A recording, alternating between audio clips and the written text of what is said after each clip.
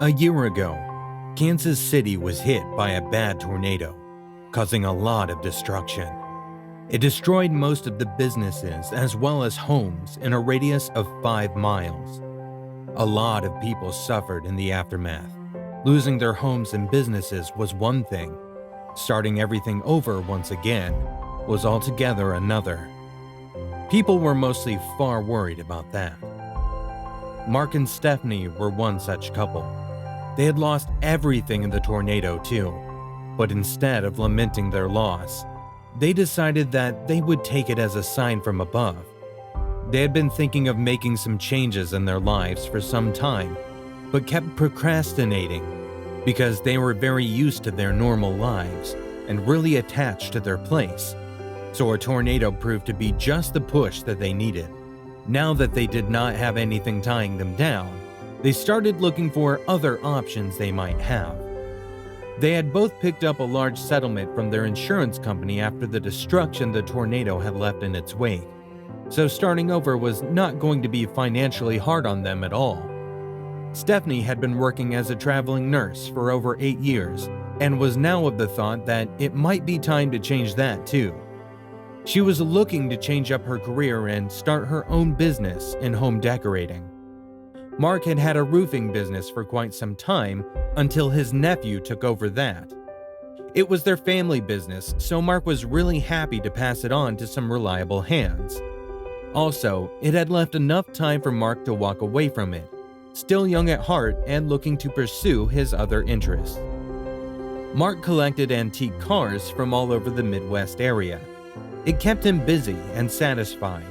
So, all in all, Mark and Stephanie both had things going on for them in life. After picking up a nice chunk of money and deciding to move away from Tornado Alley, they ultimately decided to head for Tampa, Florida. Next was finding a nice place to live in. After going through a dozen prospects, they settled on a nice house and decided to get that.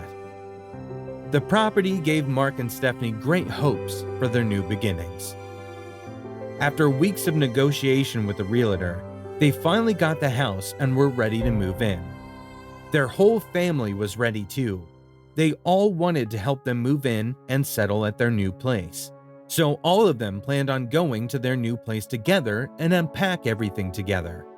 Most of them already lived near Florida, so it was not that much trouble anyway.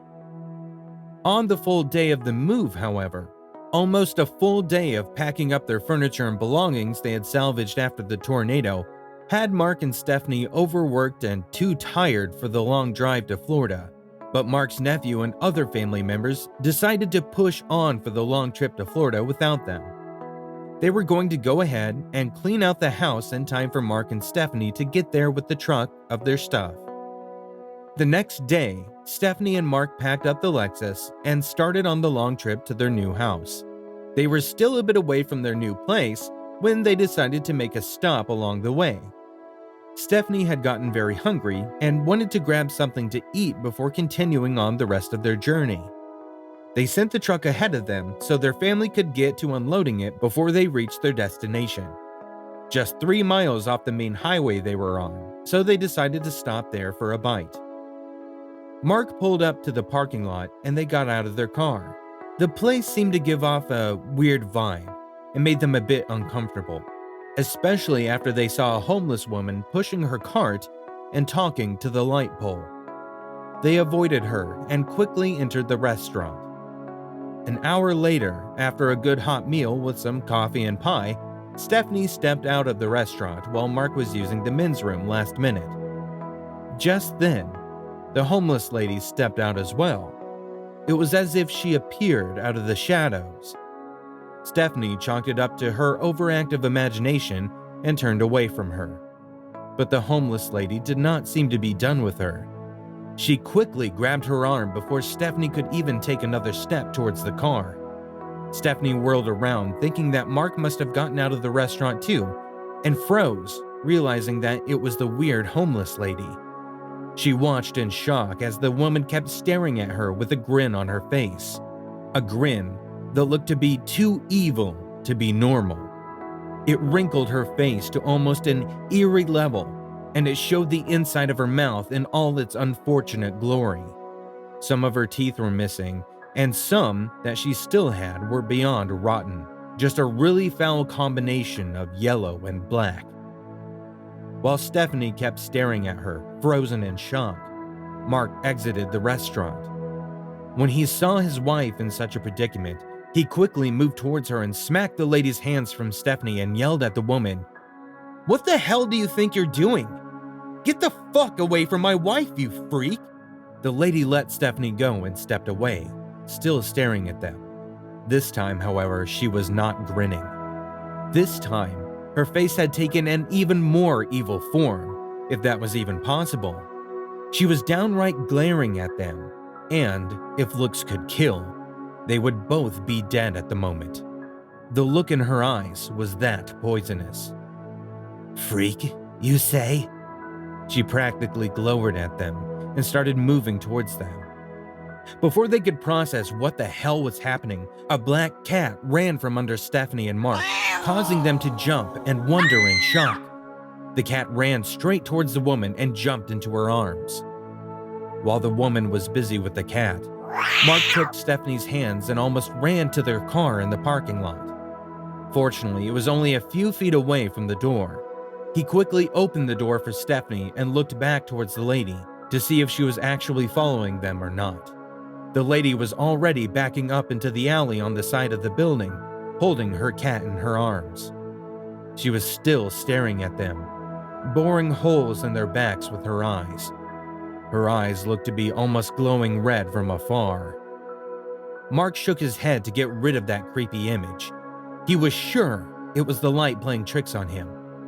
He hurriedly jumped in the car and put on his seatbelt. Stephanie started hitting Mark, trying to get his attention. She was pointing towards the alley. They both watched as the lady's body disappeared into the dark, revealing only her and the cat's eyes, glowing. It might not just be the trick of the light, after all.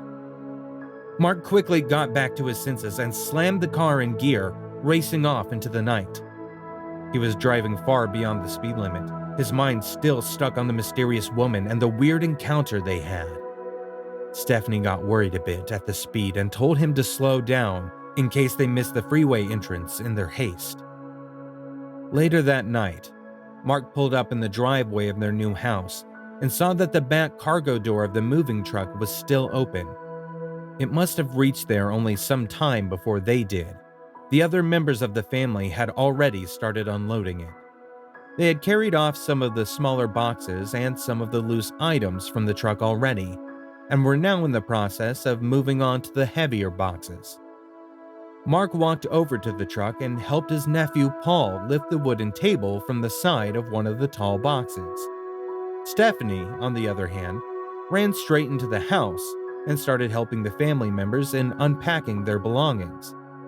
She wanted to get rid of that encounter from her mind, so she decided to quickly busy her mind somewhere else. Soon, she had forgotten all about that weird lady and had gotten busy in discussing where to place what with her sisters and sister-in-law. After helping Paul with the heavier box, Mark decided to climb inside the truck and move boxes closer to the back door. He moved towards the back of the tall boxes and saw a set of yellow eyes looking back at him. He screamed and fell back, knocking all the boxes flat to the floor in the process. His nephew came running out of the house after hearing his screams, asking if he was okay. When Mark tried to look back for the yellow eyes and point them out to Paul, there was nothing in there. No eyes, no creature. Mark stayed lying there for a moment, questioning his sanity, thinking about what was real and what was a piece of his imagination. It was hard to explain his screaming after that. Later that night, after they were done with unloading the truck, Mark had his nephew and other family members lock up the back door as he pulled the truck onto the side of the street to park for the night. Everyone stayed inside while Mark was parking the truck. He was so engrossed in his task, he did not notice anything amiss. However, he did notice when a loud scream broke out in the middle of the quiet night, and a heavy gust of wind blew over them. He stopped the truck in shock, and the next thing he saw was the homeless lady from the restaurant. She walked out from the garbage screaming, "You assholes killed my damn cat!" Her screaming pierced the night once again, and everyone came running out of the house to see what the hell was causing all the ruckus. Mark jumped out of the truck after he had gotten out of his shock at seeing the woman there. As soon as he realized that the woman had somehow followed them home, he got over his shock and instead became freaked out. That led him to being angry as he followed the saying, "Best defense is offense." He started yelling at the woman in turn. "How the fuck did you get here, you old hag?" All the while pointing and moving towards the said old hag. The lady in question, instead of answering him, walked over to her dead cat and picked it up. She must have been in shock as she just stood there, holding her cat in her hands and silently looking at it, eyes wide and unbelieving. Soon, her shock turned into boiling anger as she turned towards Mark. Everyone else had also gathered there by then. She started seething and pointing her finger at them, yelling, "Curse you! Curse you all, you fuckers! Curse you! My muffin will have his revenge on all of you! Just you wait, you shitheads!" She kept screaming at them all until his nephew Paul ran to the side of the house and picked up the rocks gathered there. He started throwing them at the lady to deter her. The lady started laughing and walking away. Her screaming had turned into quiet muttering. They all could still hear her cursing them as she stood there, processing this turn of events. They kept standing there and staring at the back of that woman until she finally disappeared into the night. All of them a bit unnerved. A few days later, after all the madness had come and gone, Mark finally got his late model Corvette delivered to him. He quickly started working on it according to his vision. It was a much-needed diversion for him, so he readily went all in. Stephanie, however, was not doing too well. She hadn't slept well ever since the night they had with the ill-fated encounter with the homeless lady. She was starting to have terrible nightmares. She always felt as if something big was chasing her in her dreams, and when she would wake up, drenched in sweat, she would always see the same cat with glowing yellow eyes staring right back at her. She would scream and blink, and the eyes would be gone, as if they were never there to begin with. Mark had had some very similar dreams too, but he never mentioned those in front of Stephanie. He did not want to scare her even more. She was already stressed out enough. He would always have those dreams when he was alone in the garage working on the car. He would also hear doors in the house opening and closing throughout the entire day, and sometimes even at night. He would also sometimes hear the footsteps walking around in the garage when he worked there. Sometimes he could feel a large hand grabbing him from the back or by the ankles, and when he would try and see if someone was there was never anything. Sometimes he would feel someone forcefully trying to wake him up when he would be asleep at night. Most of those times, he would wake up and he would see the black cat sitting on his chest, staring into his soul with those long yellow eyes. It would always go away in the blink of an eye, as if it was never there, as if all of this was just his imagination. Both Mark and Stephanie had started feeling like they were slowly losing their minds. They couldn't sleep soundly without having horrifying nightmares. They couldn't work without feeling scared and always looking behind their backs in fear. They had also started losing their grip on reality slowly. They never seemed to know what the reality was and what merely was an imagination of theirs. Their whole lives were starting to turn upside down. And with time, they stopped going outside altogether, as they always felt like something was chasing them. Whenever they would pass by a truck or any other vehicle, in fact, they would always think it was approaching them and trying to run them over. They would think that everything and everyone was after them. The paranoia had set deep within their bones. Whenever they tried talking to someone and sharing the horrible situation they were in, no one seemed to believe that it might be something paranormal. Most of them consoled them, saying that it was just their guilt playing tricks on them. That all of this was because they thought themselves guilty of killing that old woman's cat. But they refused to believe that it was all just their guilt. They were dead set on believing that that dead cat's spirit was surely haunting them and taking its revenge out on them. But whatever it might be, one thing was true. An old woman and a dead cat had taken over their lives, and they could not find any way out of the hell that was their life now. Still, life kept on going for Stephanie and Mark, however miserable it kept becoming. They kept seeing them wherever they looked, and they kept missing them whenever they looked again. And then one night, it all came to a head. They were turning in for the night when the lights of their house started flickering. Next, heavy winds joined in on the commotion, and then came the loud thuds and growls, and it all zeroed in on their closet, their locked closet. Mark and Stephanie held on to each other as the closet door started shaking loudly.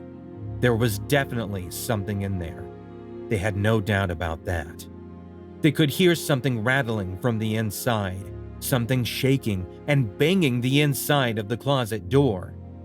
It looked as if something was trying to get out of there. Something that was definitely dark and evil. Something that was on the other side and was trying to get to their side, trying to get to them. Stephanie had had enough of it. She could not spend the rest of her life in fear, and he did not want to sleep through another nightmarish sleepless night.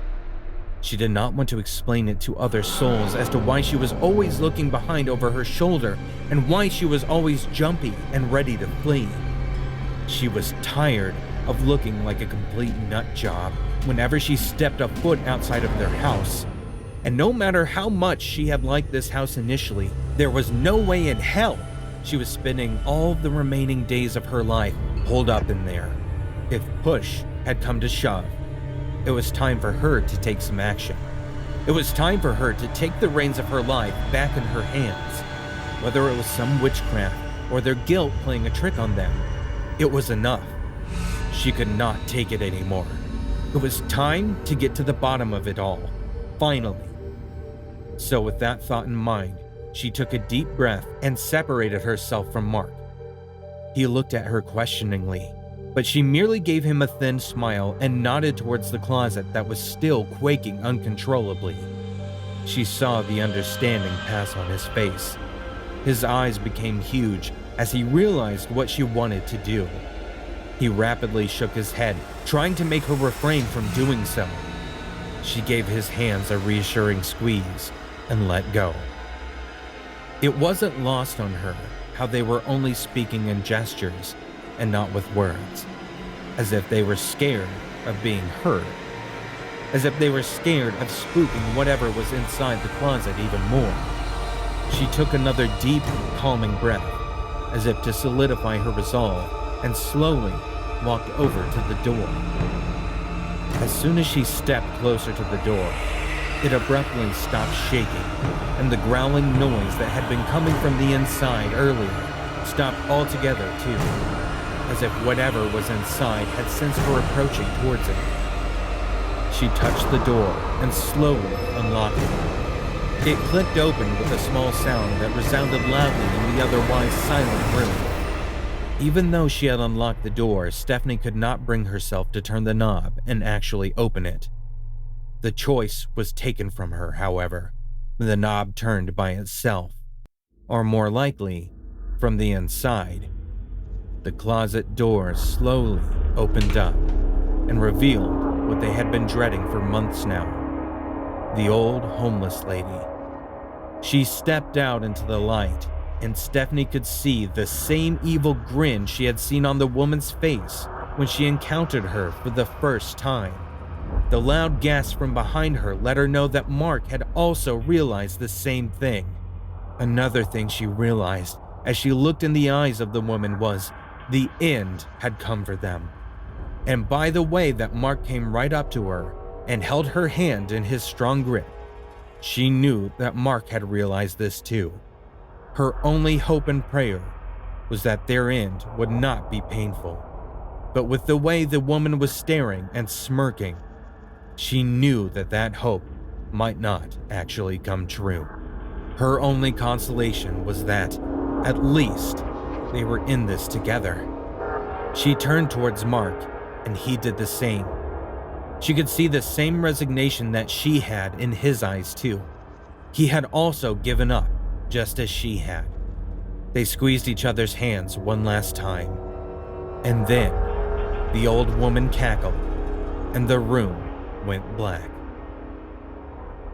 Loud screams could be heard on the street that night, as people came out of their houses to see what the whole commotion was. They could all see that it was coming from the house down the street, with the weird couple who had recently moved in there. The couple who was always scared and jumpy, Mark and Stephanie. Everyone just stood there, staring with slack jaws and wide eyes as the house windows started glowing red, and in the next moment, right in front of their eyes, the ground slowly swallowed up the whole house, along with the residents inside. Their screams still echoing long